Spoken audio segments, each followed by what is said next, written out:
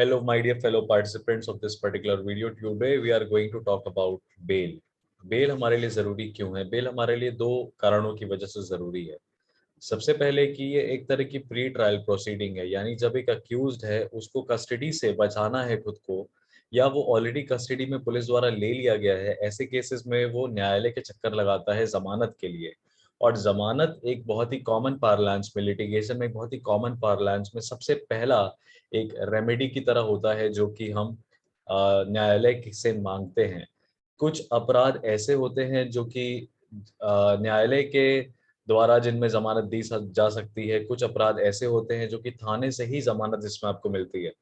तो क्या क्राइटेरिया है क्रिमिनल प्रोसीजर कोर्ट में बेल को लेके, और क्या स्पेशल पावर्स हैं हाई कोर्ट्स और कोर्ट ऑफ सेशन के पास बेल को कैंसिल करने के लिए? क्या नॉन बेलेबल ऑफेंसेस के लिए भी बेल दी जा सकती है? क्या क्राइटेरिया है बेलेबल और नॉन बेलेबल ऑफेंसेस को सेग्रीगेट करने का? ये सारे बातों पे हम बात करने वाले हैं जब हम बेल के ऊपर डिस्कस करेंगे। तो बेल के ऊपर अगर आप थोड़ा और ध्यान से देखोगे तो आपको दिखेगा चैप्टर 33 है, चैप्टर 33 है सीआरपीसी का, provisions as to bail and bonds, from section 436 to section 450। Now, when we are discussing about the bails, there are additional discussions on section 167, जहां पे आप देखोगे 60 days और 90 days की बात की जाती है। Then section 482, जहां पे ये स्पेशल पावर है हाई कोर्ट के with regards to criminal appeals and criminal procedures. And यहाँ पे स्टे ऑर्डर की भी बात करते हैं, जहाँ पे बेल ऑर्डर को स्टे करना है उसकी भी बात करते हैं 482 की। Then there are certain preliminary questions and main questions. So how about we first have a look into the kind of complicated questions that different judiciaries ask us. Today we are going to discuss basically UPPCS judiciary, because there have been consistent questions, repeated questions from the portion of bail and bonds in UPPCS judiciary. So let us try to break down this question and understand what are the demands of the question. An accused is arrested in a bailable offense. So accused is arrested in a bailable offense. The offense is bailable, right? And he is released on bail. So that's the first condition. While during the trial, he absconds and non-bailable warrants are issued against him. The police arrests him and produces him before the court. Now you see that non-bailable warrants are issued against him. Why? Because he was absconding the arrest. He was absconding the arrest, not, you can say, not the arrest, but absconding the trial. So all right, so in this particular matter we will see that the accused is absconding the trial. Why trial? Because the original matter was related to a bailable offense. Now the police arrests him and produces him before the court. The defense counsel pleads for his release on bail under section 436(1) of CRPC. Now, the defense counsel pleads for his release on bail under section 436(1) CRPC, which provides that a person accused of a bailable offense shall be released on bail. Can the court in such circumstances refuse to release him on bail? Give reasons briefly. Now, if you notice this particular question, this is not a very easy, not a very direct question. All right, because this also has ancillary portions related to compelling of appearance of an accused, compelling of an appearance of an accused, all right, during trial. And this can also be that there are different ways of compelling the appearance of an accused during investigation. So when we talk about during investigation, we know that there are certain powers of arrest under Chapter 5. There are certain powers of arrest by police under Chapter 5. But then, if we talk about compelling of appearance during trial, there are different procedures. The cases of summon is there, warrant is there, summons cases are there, warrant cases are there. Then attachment of property is there. All right, so these are the aspects. So this is not a very direct question. Let's see another question.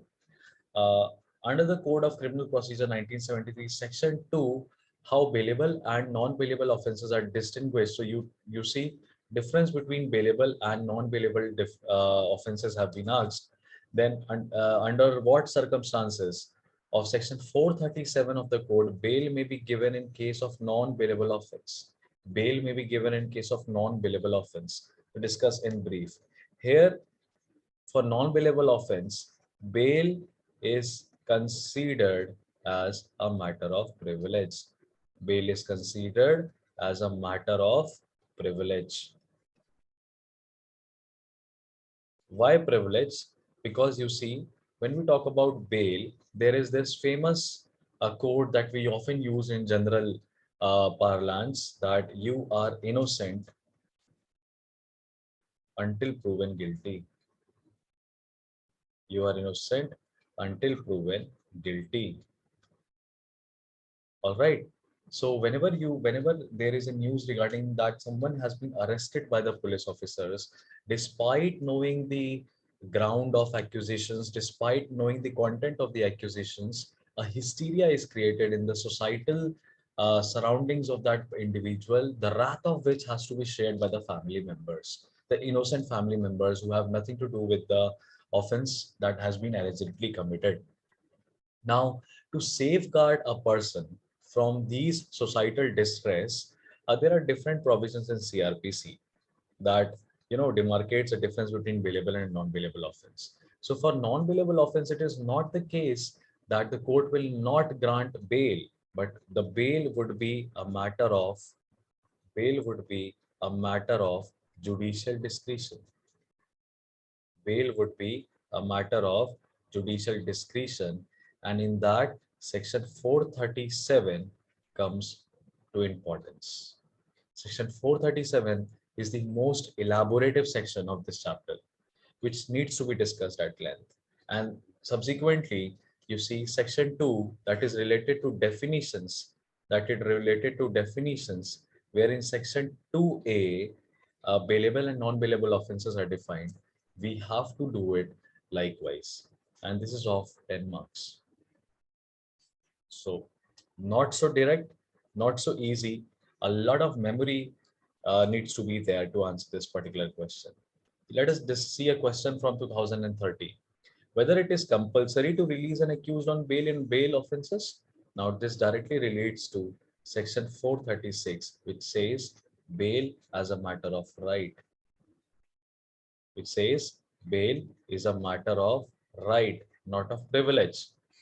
In section 436, when the offense alleged is bailable, the accused has a right to be released on bail bond with or without sureties. When bail may be taken in case of non-bailable offenses. So it somehow tells you about section 437. What conditions may be imposed by the court upon such bail? So conditions may be imposed upon such bail. Now this is again going into the depth of section 437. So you see, though these questions, what do you understand? These questions are direct questions. These questions are direct questions. You see, there are no complicated scenarios given. Some or the other, some exceptions are there, and they also need conceptual clarity. They also need conceptual clarity. Now, conceptual clarity can be attained by breaking down the sections. By breaking down the sections. So let's discuss the sections. So these are the important sections which are important. I mean, considered important portions under chapter 3 for your judiciary preparations, especially. So repeated questions has been there in mains as well, as we have seen, and then prelims as well, the details of which have been right now not presented before you, just because this is a very brief session about the bail chapter. All right, there would be subsequent lectures regarding this particular chapter. And in the series, you will find that what the difference between bailable and non-bailable offenses have been cleared. Now, bail as a matter of right and bail as a matter of privilege, the differences between the two have been enumerated over here. Then there are certain provisions related to anticipatory bail, which is also of very, very importance. And then there are powers of session court and high courts. Power of session courts and high courts can be to alter the bond, to alter the bond amount, can be to cancel the bail can be to cancel the bail. Also, under section 439, they at times, take the appeals for the bail. Though there are no specific provisions related to the appeal of bail, section 439 comes to your rescue. Section 439 comes to your rescue.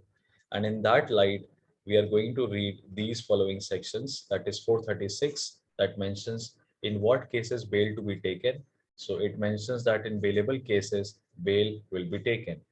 Section 436A was added subsequently. All right. So there have been criminal law amendments in 2005, criminal law amendments in 2009. This was added in 2005 to the best of my knowledge.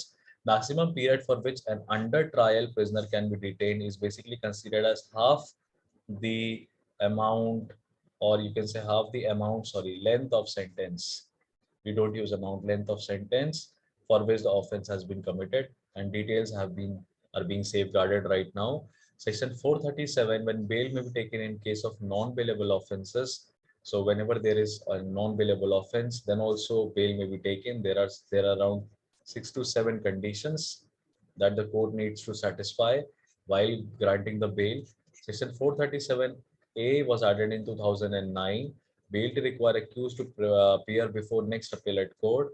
Then there is 438. This is regarding your 438. This is regarding your anticipatory bail. So remember this particular provision, anticipatory bail. And then there are special powers that we are going to discuss: Court of Sessions and High Courts. Court of Sessions and High Courts. All right. So let's start reading the definition of bail. Now, there is no definition. Bail term per se has not been defined in CRPC. All right, so there is no definition of bail in the code, and the terms bailable offenses and non-bailable offenses have been defined. All right, section 2A defines bailable offenses and non-bailable offenses both, and there is this schedule 1. There is this schedule 1 of CRPC that mentions the nature of offenses as bailable or non-bailable. And you see, since this schedule is prepared by the legislature, since this schedule is prepared by the legislature, it is it is basically the legislature's intent that is more important than judiciary's knowledge or judiciary's intent. The entire role of the courtroom system is to confine themselves into what legislature has decided with regards to the nature of offenses. Schedule 1 consists of IPC offenses, offenses that are there in IPC.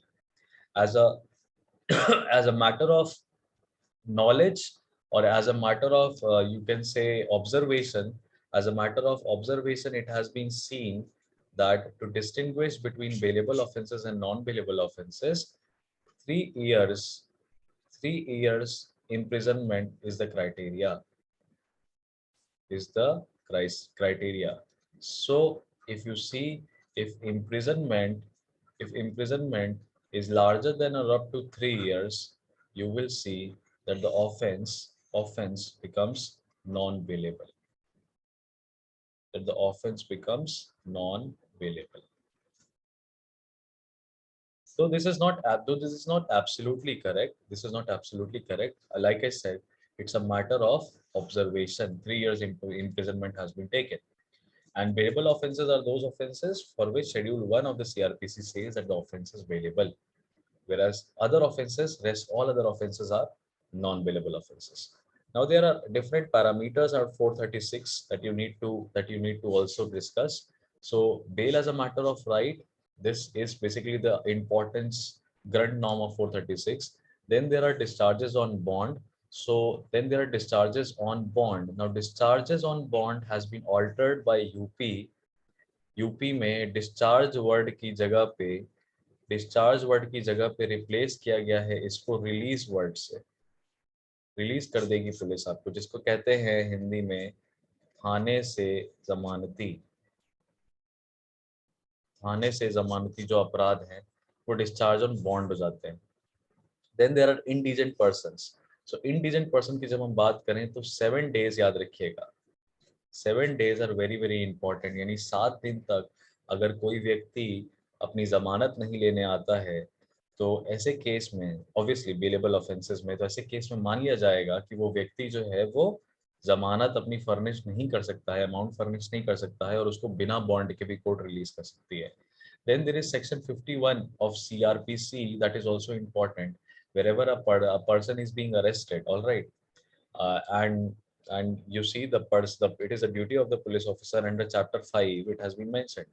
It is a duty of the police officer under chapter 5 to tell the person the grounds of the arrest, to allow the person to talk to their relatives. All right. These are the things that have been mentioned in the CRPC provision. And then there are special powers in under 446 A, where court can issue penalties, court can levy penalties, and when you are not able to pay penalties, then these penalties would be converted to fine, and then this can also be lead to imprisonment of up to 6 months. So these are the important parameters that you need to discuss, all right, related to bailable and non-bailable offenses. Let's read 436A. So what does 436A mentions? So if you read closely, it says when any person other than a person accused of non-bailable offense, other than a person accused of non-bailable offense. So like there are three people, person A, person B, and person C, and person B and C are accused of non-bailable offenses. What is the accusation? What is the accusation where? So we will see from the contents of FIR. From the contents of FIR, it can be seen that B and C are having non-bailable offenses against them registered, whereas A is having a bailable offense. So A has bailable offense, is arrested or detained without warrant. All right, they are arrested or detained without warrant. By When any person is arrested or detained without warrant by an officer in charge of a police station, or appears or is brought before a court, and is prepared at any time while in custody of such officer or at any stage of the proceeding before such court to give bail. So whenever that person is brought before a court, or by an officer in charge of a police station, or appears or is brought before a court, which means it can be either before a police station or before a court, and the person is ready, prepared any time while in custody at any stage of the proceeding. And all right, before such court to give bail, such a person shall be released on bail. The word shall has been used, shall has been used, which means that it is a matter of right. It's a matter of right. All right, provided that the offense accusation must be bailable in nature. All right, provided, what does the proviso say? That such officer or court, if he thinks fit, may instead of taking bail from such person, discharge him on executing a bond without sureties for his appearance as herein provided. Provided further that nothing in this section shall be deemed to affect the provisions of subsection 3 of section 116 or section 446A. So section 116 becomes important here. All right. Section 116 becomes important here, which mentions that what are the things that to be done whenever a person is apprehended and investigation cannot be completed within 24 hours. So what are the procedures? And section 446A mentions about whether the person breaches the bond, what are the penalties to be paid. All right. Now, explanation of section 436 mentions that where a person is unable to give bail within a week of the date of arrest, it shall be sufficient ground for the officer or court to presumption hai, it's a presumption of indigent person. It's a presumption of for indigent person, or you can say it's a presumption for rather for an indigent person. All right, provided the allegation is bailable offense. Provided the allegation is bailable offense. Now, whenever we talk about bail, there are two important terms that comes into picture. There are two important terms that comes into picture. So first is your police custody. First is your police custody. The other is your judicial custody. First is your police custody and the other is your judicial custody. Now for police custody, you see, police custody In this, it is not same as judicial custody. Then there are some fundamental, then there are some fundamental for seeking, for seeking a person in remand, for seeking a person in remand. And the maximum time stipulated for which a judge can allow a police custody is 15 days. And for an executive magistrate, this mentions the day is 7 days. All right. So this is the maximum police custody. When only when only when investigation only when investigation cannot be complete within within how many hours? Within 24 hours. That is mandated under section 57 of CRPC. Now, if we talk about judicial custody and police custody are different. In judicial custody, in police custody, you might be lodged in a police station. You might be kept in a police station, whereas in judicial custody, you will be there in a jail.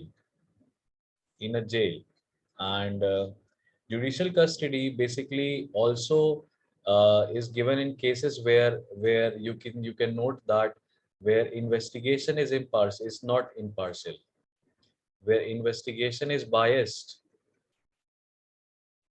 A case is presented a case is presented and you will be sent to a judicial custody.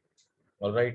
Then here what is important is that the section comes into play where two tenures are mentioned. So first is your tenure of 90 days, your tenure of 90 days, and the other is your tenure of 60 days. Now for 90 days, whenever offense is related to life imprisonment,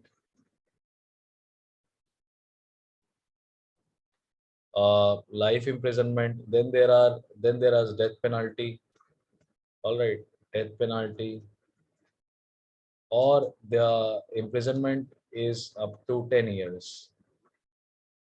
Imprisonment up to 10 years. In that case, 90 days are important and 60 days are for other accusations. For this period, the judiciary will give you the into custody. The judiciary will give you into the custody, the police. All right, for purpose of investigation. For purpose of investigation.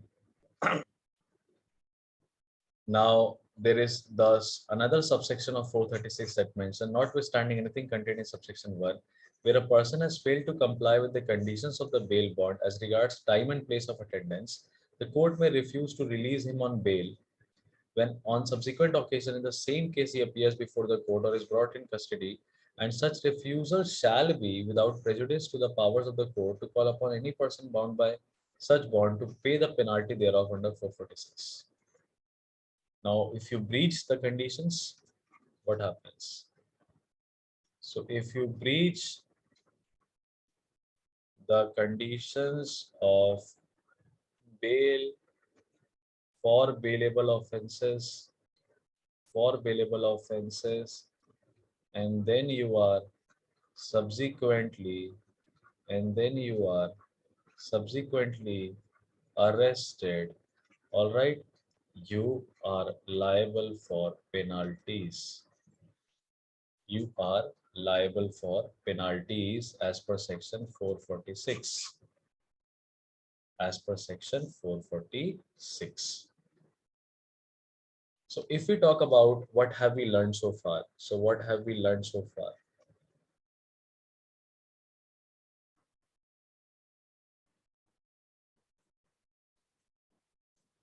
In this, we will mention that we have learned that section 2A relates to bailable offense, for which schedule 1 is there,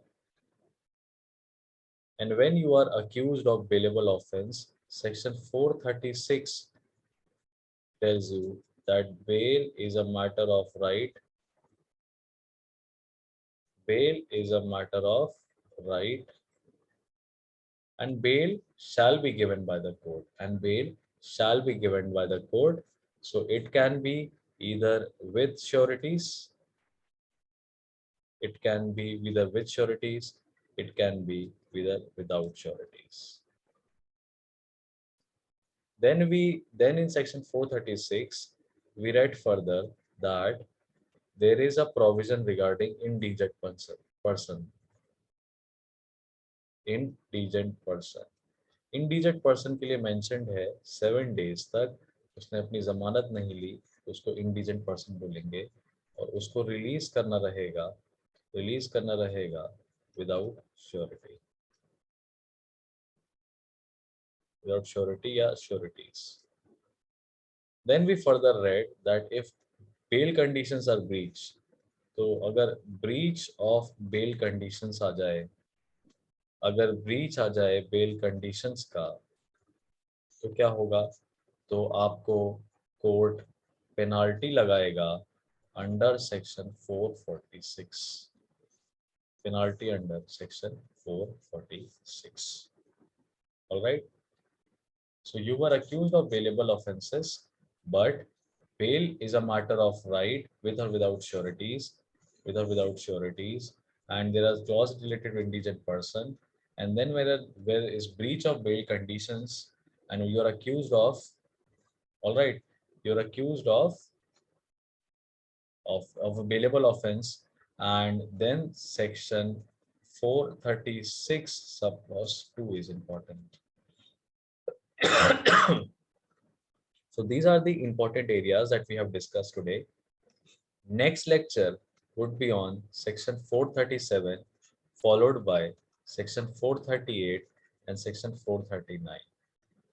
Please stay patient. Press the bell icon if you like the particular video. You can also like the video, subscribe, and press the bell icon. All right. So if you are if you really want to know what is there that can simplify the process to understand the matter related to bail. Thank you so much. I'll see you guys in the next video.